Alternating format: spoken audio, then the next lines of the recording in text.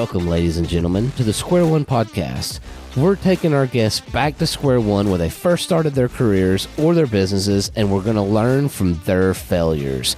Square One's brought to you by Omni Home Services, which represents Chattanooga Home Inspector, Elevate Home Staging Design, Nuclear Pest Control, Radon Eraser, and hopefully some more business entities in the future. I'm your host, Malcolm Godwin. Thank you for listening.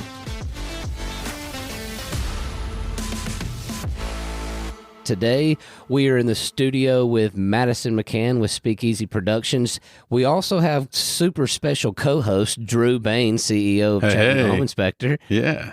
Also, our guest today is the one and only Jordan Lindley with Market Street Creative, the social media guru of Chattanooga. That Chattanooga chick. The Chattanooga chick. Wearing a Montana hat today. I thought about that driving over. I was like, I need to get me a Chattanooga hat. You do need a Chattanooga hat. In fact, we got a Square One podcast hat we can hook you up with before you leave. That works too. Jordan has been in the real estate social media field for years, I think 5.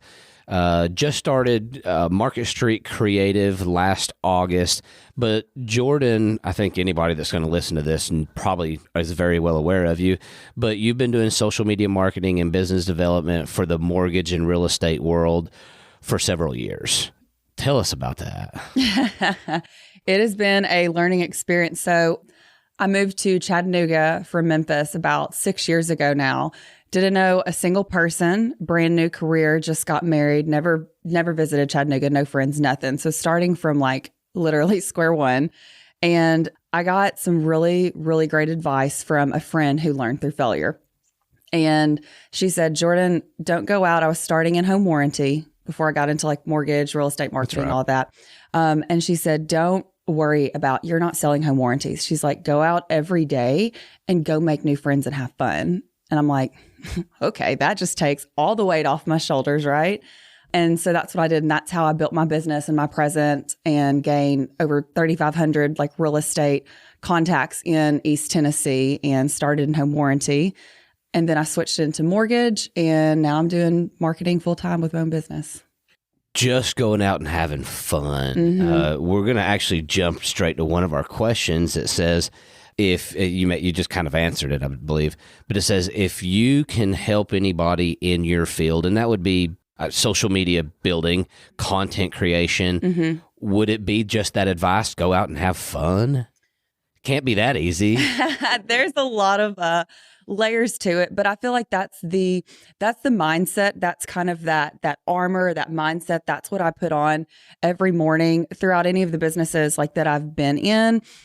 Yes, it goes so much deeper than like just having fun, but like that's where relationships and trust start, is opening up about yourself, getting to know someone else and developing those commonalities. And like in that shared space, whatever business that is in. And then you go from there. Because like once you've got trust with somebody, I mean, the possibilities are endless. So yeah, friendship first, business second. That's just my mindset. Nice. So the premise of our podcast is to talk to aspiring entrepreneurs or, higher level CEOs and management, but we kind of focus around failures because that's our real, a lot of people are out there talking about the sexy stuff, the fun stuff, but we don't really talk about the shitty stuff.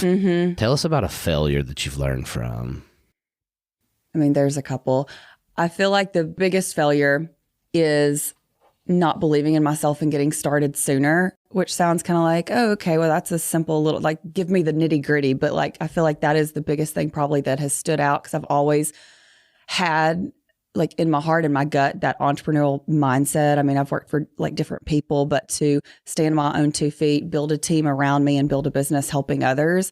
I've tried different things. I've sold skincare. I've taught fitness classes. I've tried to sell clothes, like with thrifting and like flipping that and selling. And I would go and get clothes, put together outfits like from the thrift store, and then like model that and then sell them. I don't know. It was a wild idea I got, but a point of like the story is I've always had different ideas, I guess, for businesses. And this one in particular, wanting to help others through like marketing their brand, connecting with their ideal like dream client. That had kind of been on my heart ever since I came to Chattanooga. And so I wish I would have like dive on in a little sooner. Well, Gary Vee will be very proud of you for flipping thrift store clothes. So let's just put that out there. Tell us, Jordan, a little bit more about you focus on real estate agents, at Chattanooga Home Inspector. That's a great referral source for us. Tell us, what is the biggest ROI that you can do with and for them?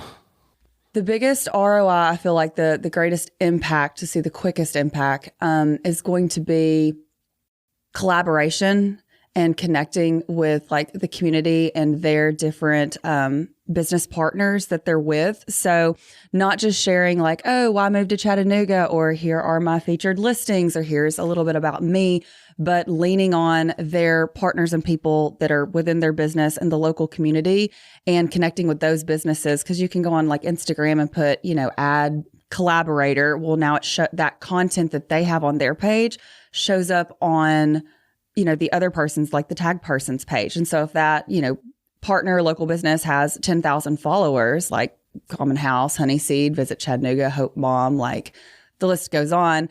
Now you're collaborating. Wait, can you shout those out again? Do you really want to shout them out again? Yeah. Common House is a great one. Nougat Today, Visit Chattanooga. Hope Mom, I think I'm pronouncing her name correctly, Maum. She is amazing. She's a Chattanooga hiking tour guide for people out of town and in town. She's phenomenal. I love her content. But I think kind of leveraging those relationships and connecting those relationships online, because it's not just, oh, here's my sphere of influence. I've got 1,500 followers. Now I'm going to, do something working with Common House, and now I'm in front of their 10, 15,000 followers. So I think as far as impact and ROI on time is just connecting with your sphere and working each other's spheres, because you're getting a 2-for-1. What's your favorite social media platform? Instagram. That's my starting point for everything. I've done some stuff on YouTube, Spotify, TikTok, Instagram, Facebook, and I go into website management, Google Business, but that's not the social media part. But I like Instagram. I think it's still pretty clean. It doesn't get raunchy, intrusive ads that continually push up like TikTok can. And it connects to Facebook. Why are we laughing? Very specific, raunchy, inappropriate ad I'm thinking of. So, oh, wow. It's different. TikTok is a whole different beast. It's great, for lead generation and building your brand. But then I don't know. I feel like Instagram's probably, if I had to pick one, it's my favorite. Nice. It's from a content creator standpoint too. Follow-up question to that is, why is it important to do that? Because it's hard to track an ROI on social media, but it's essential. So you said you're giving us the bat and a strategic plan, but why is that important? Do people really go to social media and look for a service? Is it building brand? Is it enforcing brand? Why is it important for us to be out there like that? I mean, social media is the new search engine. People are checking credibility. They're checking for reviews. They're exploring and learning about products. And even if they're not proactively doing those tasks, they're passively always being influenced. So they may think, I'm getting on, I'm just going to scroll, see what's going on. But then you've got ads that are popping up. You've got your friends that are sharing about their business. You step into that digital space, unless you specifically time block or control your time, you're being influenced. And so if you own a business, it's just smart to leverage free platforms to showcase your brand and connect with your clients. I was going to call you out a little bit on social media being the new search engine, but you followed up very quickly with you're being influenced. Mm-hmm. That is very fair.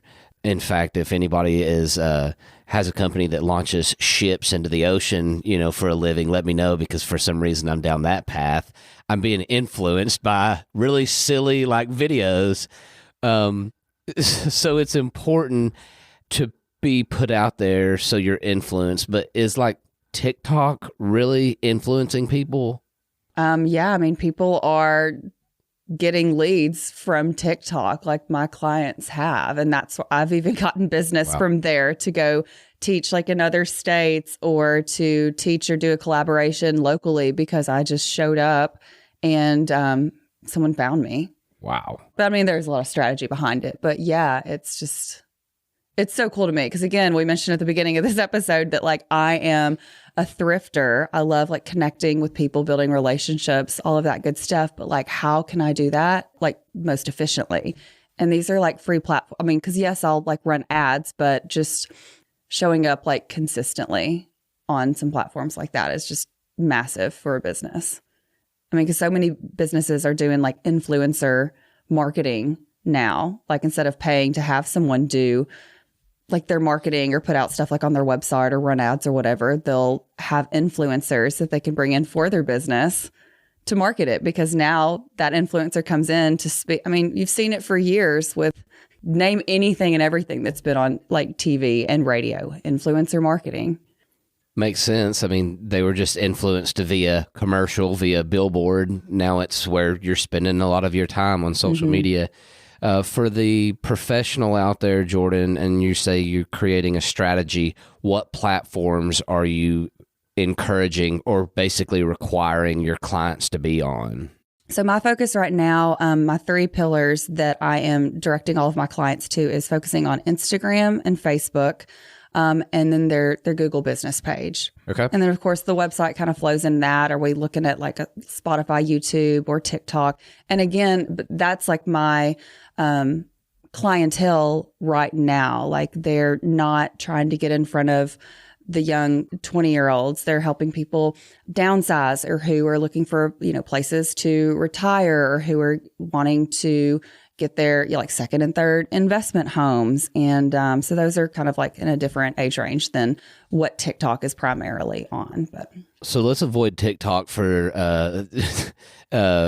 ease of or not to complicate things. You said Instagram, Facebook, and GMB. Google My Business is something that is entirely different, in my opinion, because you kind of set an ad and you set a budget, right? But for the person that's listening to us, what would be the optimal posting amount on Instagram and Facebook? How often? Is it daily? Is it weekly? How often should they post?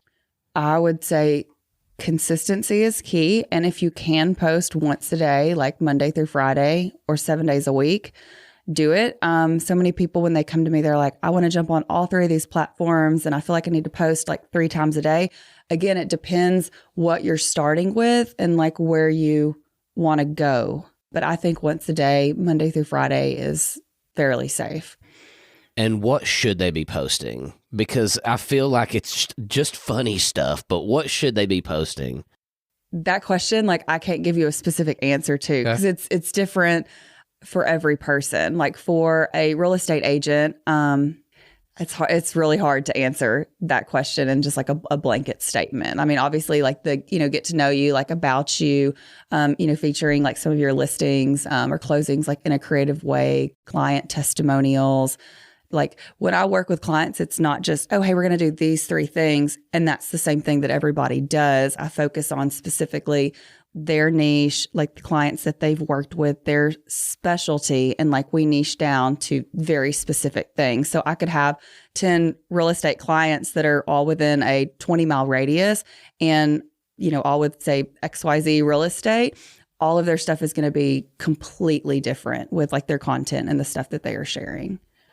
I love that answer to say, hey, if I tell you exactly what to post, it's going to be what everybody else is exactly posting and you're not going to stand out. Get on and Google real estate, like social media marketing, or there are plenty of people that are putting out, hey, copy this reel to steal. Here's your formula exactly. And so like a lot of kind of going back to what we talked about earlier, a lot of what I do, there's, the basic principles, the basic kind of like template, but I dig in really deep and customize and like we niche down like with our strategy and type of content. Very nice. Jordan, you have such a positive attitude all the time. I've never seen you not smiling. Tell us about your favorite routine. There's no way you wake up like this, right? Oh God. Well, if you would have saw me December through January, it was not rainbows and sunshine. I went through, I had some herniated disc and pinched nerve, and I've never experienced pain like that in my life. So Wow. that, on a side note, that did kind of shut down my business for a couple months after starting, just in a few months. And so that's been like a big learning curve and, business. Like, I don't know where I was going with that. What did you ask me? Your favorite routine. Favorite routine. Because I am a digital marketing manager and social media content creator, I start and end my day in nature. I'm like, I got to get off the phone, not even like earpods or AirPods or anything like that. I'm like, I just want to go out, leave my phone at the house, put on my knife bracelet, pepper spray bracelet, because Nice. remember my jujitsu moves, downtown can get crazy, but I know nature. Like I want to be out in nature. So you leave your phone at home. That's pretty powerful. And Yeah. you just walk like to the park? Are you in the woods? Are you just outside? I'll go to like Stringer's Ridge or Sunset Rock. There's, like Miller Park, some different ones that are around town. And yeah. You end your day at Miller Park? Not every day. Okay. I can't be giving people nationally all of my Sure. my whereabouts and location. What about when They the want to weather... get some kung fu moves at them. Unless you're looking for a social media content manager, then those spots are where you need to end up. What if the weather's bad? I do like walking in the rain. I know that sounds kind of weird, but I do. It's nice to feel grounded in nature. Like I'll even not downtown, we'll walk barefoot, but like if I go out to like Chester Frost Park and like light up a fire pit or something, I'll just be barefooted like a little old hippie. I like that. My wife makes fun of me because sometimes we'll like walk around like to the park in North Chat and I'll go barefoot. Mm-hmm. They're like, "Are you grounding?" I'm like, "No, not really. I'm not a hippie. I'm not grounding. I just don't like shoes." I'm a little hippie, yeah. You're probably doing it for the hippie thing. I just it's cool to be barefoot. So there's also some superpower in, I don't know if you've ever heard of 1,000 Hours Outside. Like a book, a podcast. It's something like that. I think it's more based on children. You don't have kids, right? Three cats. They cats. are my children, but they're not humans. Well, yeah. I mean, similarly, we put our kids in a cage if they're, misbehaving or we go out for an extended amount of time. I'm kidding. But no, there's a proven thing that when children spend 1,000 hours outside, they're just more pleasant human beings. Like a day or in a year or In a year. just, okay. 1,000 hours in a day. I was trying to catch you off guard and figure out, where this is going. They even have like a tracking app that you can use, but it is for adults too. I mean, you just said it, you begin and end your day. When they're like on a screen, us included, little kids turn into monsters when they're just zombified by screens. But if we can force them outside, it's a matter of moments until they become like cool human beings again. Mm-hmm. Your kids that way, Drew? Yeah. I mean, when we're outside, for sure, there's nothing else to do. Yeah. But be a kid. You grab a stick or like jump in a mud puddle or walk in the rain. And it's The best things to do in life. So content creation on social media being your job and you love nature, that's a super balance. But do you ever just get overwhelmed in the social media world and just be Constantly. Okay. All the time. Like I am huge advocate for time blocking and anything that I can take out of the digital space to help me in business, I do that. So I have like a daily and weekly checklist of my to-dos, like networking, this many calls, these posts for these different people, training for myself to keep expanding my mind and learning new technology. Like, I mean, AI is everywhere now. So something like that, I don't have a checklist on my phone. I take that, anything I can offline as much as possible and time blocks. So I'll work at like 30-minute, an hour increments. And then I try to go on like a 10-minute walk. Where did you learn the technique of time blocking? From not time blocking and feeling it in my health. So Fair enough. Yeah, learned it the hard way. Time blocking is a super important thing. Drew at Chattanooga Home Inspector encourages all the team leads and inspectors to do just that too, because you can find yourself just putting out fires and BS, and then it's the end of the day, and you're like, "What have I done?" Mm-hmm. I got 9 things on my calendar, and I half-assed half of them, but didn't complete any of them. So, good for you. That's a good business move. If anybody is looking for social media content creation, how can they get a hold of you? Well, they can call me directly. My number is posted all over in the digital space. It's 423-355-7804. But if someone wants to, educate a little further, learn a little bit more about me, what I do, and what specific services I offer, on any of my social media platforms, I can be found as that Chattanooga Chick. And I've got my link in bio, which people can go to and explore a little bit further, or even book a free call on my calendar. That Chattanooga Chick. That Chattanooga Chick wearing a Montana hat. Drew earlier mentioned, and I was trying to think that you're always putting positivity out there. We know that everybody is just not that positive all the time, but it's important for us to see. It's important for us as leaders to know that we can't put, a lot of negativity out there in the world. Mm-hmm. So when you feel yourself being negative or just putting up with life, how do you bring yourself back and say, hey, I've got to snap back into the positive Jordan? Well, I go back to my staple pillars: work out, clean back up my diet. Have I been partying in Chattanooga, too much? Because that's going to affect your mental health. And so just kind of those staple pillars of workout, nature, diet, and digress a little bit from the social space. It's okay to check out and take some breaks. I mean, I'm a big advocate for work-life balance and pacing yourself. And if you need to hop off social media for a week, like allowing yourself to just check out and not have that pressure that you have to show up every hour of every day. You mentioned AI a moment ago. Obviously that's going to affect your career path, but how do you see that affecting you as far as social media content creation? I've thought about that because, as this is becoming bigger and bigger and everybody's bringing it up, I'm like, what stands out with like working with me and someone else who could do this? Or you can go out and film your own social media content, and it's like, what's my special, thing there. And I feel like that AI can't replace is those relationships and helping people become more confident in the digital space. So it's like the clients that I have, like they're top producers in like Keller Williams and EXP and different areas, or they're like in the commercial design space. But they're crushing their business. They're traveling all over the U.S. and learning and working with other top leaders. They're not like small business, they're big business and big dream, mindset, but helping them like take what they have in like the physical, like one-on-one space and portraying that into the digital space. It's hard. It's hard for anybody, whether you're confident or not, whether you're just starting out or you're a top producer, speaking in real estate specifically. That's something AI can't completely replace, that, like working through gaining that confidence and, putting that out there. I don't know if that's how I was trying to, it's all right here, but I'm trying to explain it. You're putting it out there properly-ish. Tell us how then, is there an advantage that you can use AI? Tell us about that.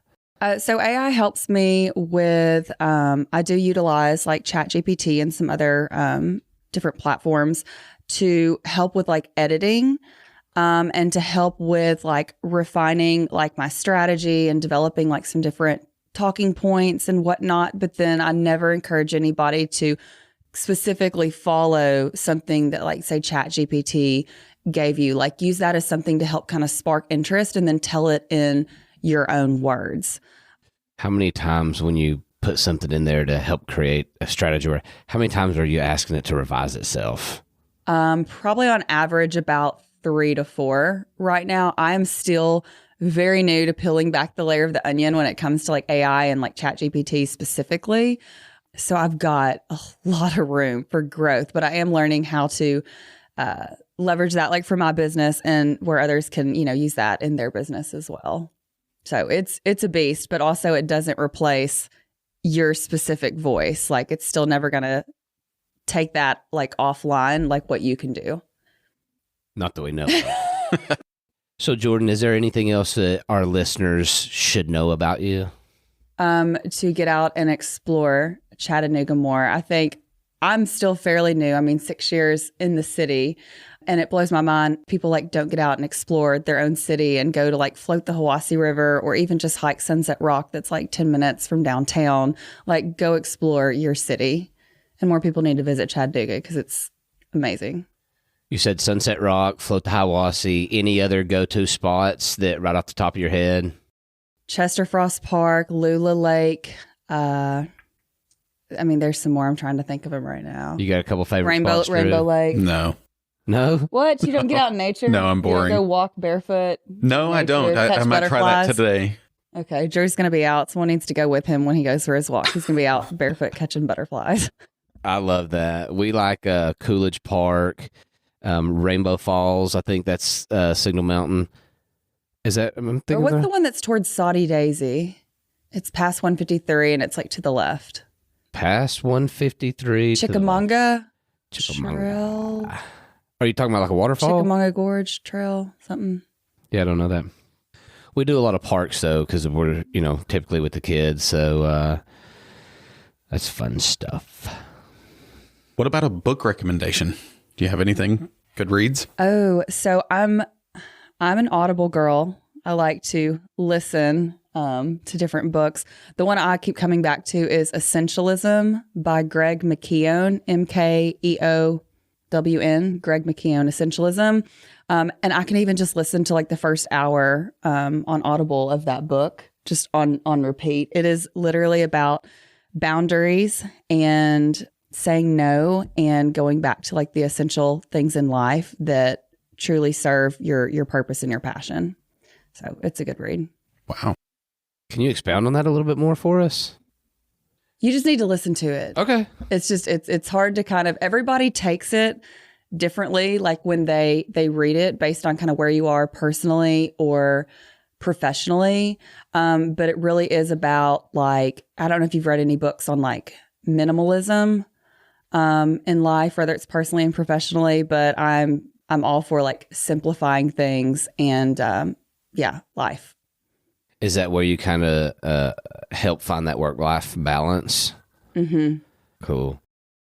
Minimalism would be cool, but with two kids that like toys, you realize you got a lot of shit, right, Drew? It's everywhere. It's everywhere.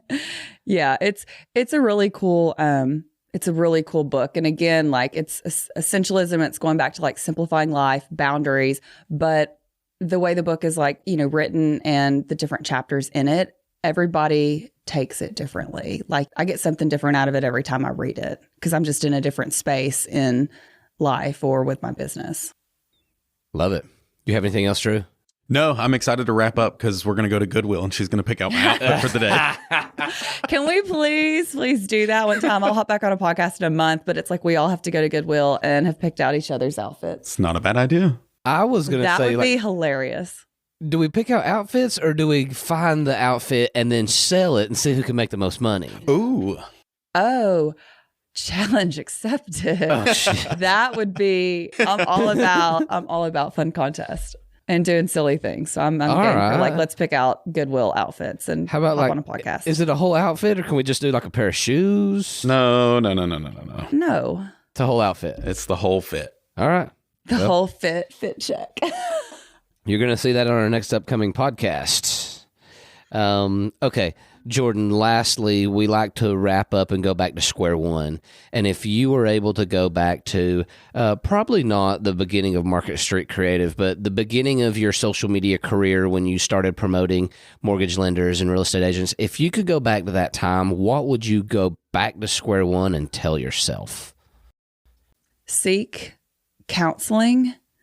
Oh, no. That could go a bunch of different ways. That's not what I meant. So that's very professional. It's good. That's really truthful. Get your mental health in order. No, that's not what I meant with that.